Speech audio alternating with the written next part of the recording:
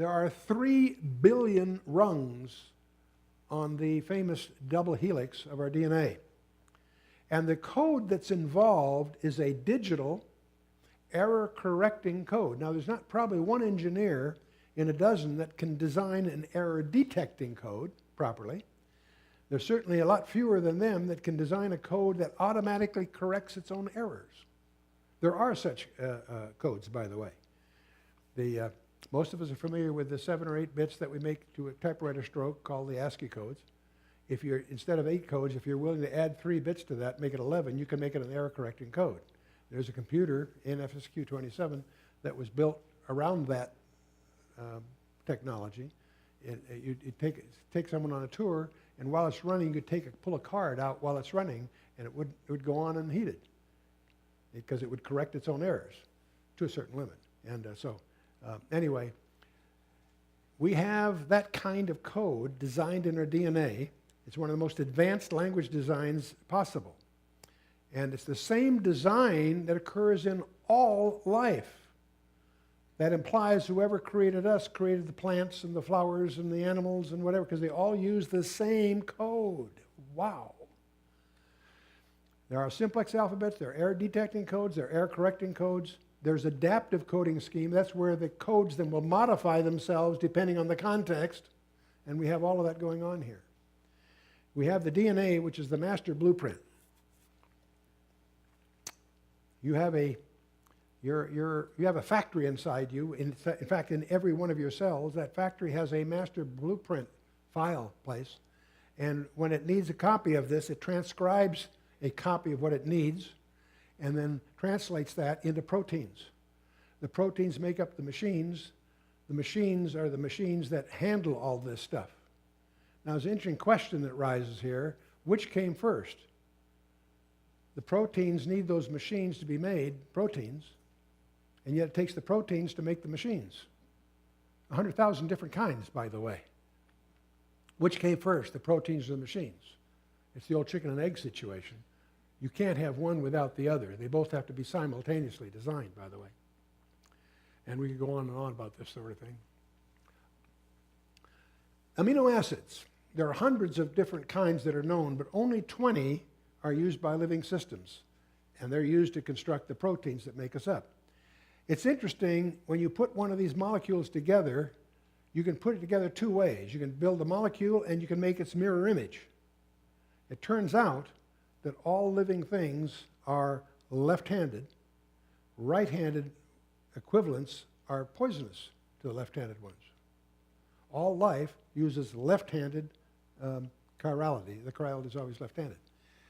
Now, there's an insight here that we can easily, if this all happened by chance, if somehow cosmic forces caused these things to happen, you'd get half and half, wouldn't you? Half right-handed, left-handed. No, only the left-handed lead to life. So it tells you it can't be random. It had to be selective, you see. But we'll move on here. Now, most proteins in your body are a link of not 347 like this is, but are up to 500 acids long. Some of them are soluble in water. Some are not soluble in water. They're designed that way. And these amino acids can be combined to make 20 different, some of these are nonpolar, some are polar, some are basic, some are acidic. They have certain, they have these chemical aspects to them. And so they have a common structure that allows them to link into a chain, but each one has its own defining characteristics for what it's designed to be. And we have, of these nucleic acids, we've got 4. And rather than mispronounce all the names, I'll just call them A, T, G, C. And when they're copied in the working version for the factory floor, they're copied in a way, and I've color-coded this just to represent those. It's simpler to read. They're designed in such a way that the A's and the T's always link, the G's and the C's always link, and because they have an affinity for each other that way, it turns out the code turns out to be intrinsically self-replicating.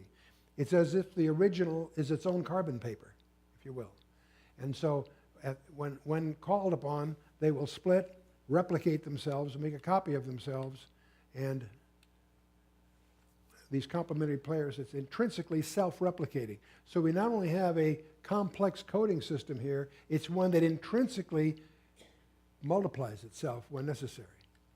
Now, and there's a sentence structure implied to this. I won't get into all that here for this discussion. But something else goes on that you need to be aware of. Your DNA has certain, they have a sequence of these codes. You make a copy of them for the RNS for the factory floor to start using these things. Machinery comes by and takes certain portions of that out, and the introns are taken out, the exons, as they call it, are then connected. In other words, these things are edited by the chemical machinery to fit the needs. I want you to remember this because we see the same thing going on in the biblical text. It's called an equidistant letter sequence. And I'll show you some of those in the second session. But this is the messenger RNA, as they call it. It's now ready for replication. And so you have the DNA has been copied, slight change in one of the elements in terms of the alphabet, but that's just the way it operated here. And with these three letters, you can define any one of the nucleotides. Now, the genetic code is simply the alignment of those three-letter abbreviations for each of the different things. There's even punctuation defined in the code, start and stop bits and so forth. Now, the messenger RNA then is met by a protein machine that will transfer that, and as it goes along, it reads like a recording head. It starts and it goes along and copies the codes which generate the elements of the protein chain that it needs. This is all a machine that not only operates, corrects its errors, it also reproduces itself. And we could go on, we could spend the whole evening on this, of course, but those that are negatively charged, they associate with positively charged. Those that are non-soluble in water stack. The hydrophobic ones stack in the center. The ones that like the water are on the outside when they're in contact with water and so forth. And the final stable, the thing that then takes a three-dimensional shape that's appropriate for the tool that is designed to be. And it's all designed by the specific codes. And so, now let's just take one example, and I'm going to pick hemoglobin. Hemoglobin is obviously an element of your blood. It happens to take 574 amino acids in length to make one. And these are the numbers. You have 36 of those and 60. I won't mispronounce all these to go through, but there's 574 in total, okay? Now the question is, they have to be in a specific order. If they're not in a specific order, it's called hemoglobinopathy. It can be deadly. And so this is called specificity, and there's a formula for producing this. It turns out that if you have a code not of 2 but of 20, and you got 574 pieces you need in a row, that'll turn out to the number of possible arrangements you could have is 10 with 650 zeros after it. Are you going to leave that to chance? Heavens no. If you got the wrong one, you got death on your hands. And so only one of them is hemoglobin. And if you change just one of them, you have hemoglobinopathy, or death, if you will. Now, chance itself is pretty inefficient. Say this just happened by evolution, just randomness. Well, the probability of random chance of 347 beads are black and white, we said was 10 with 104 zeros after it, right? A hemoglobin molecule, 574 elements from an alphabet, not of 2, of 20. There's 10 to the 650th power permutations possible. Only one of them is hemoglobin. And if you miss it, you die.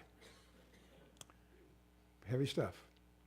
Remember Borel's law, anything with more than 50 zeros is defined as absurd. Hemoglobin to happen randomly is more than, is really, really, really absurd. Just as is my little example with these silly little beads, okay?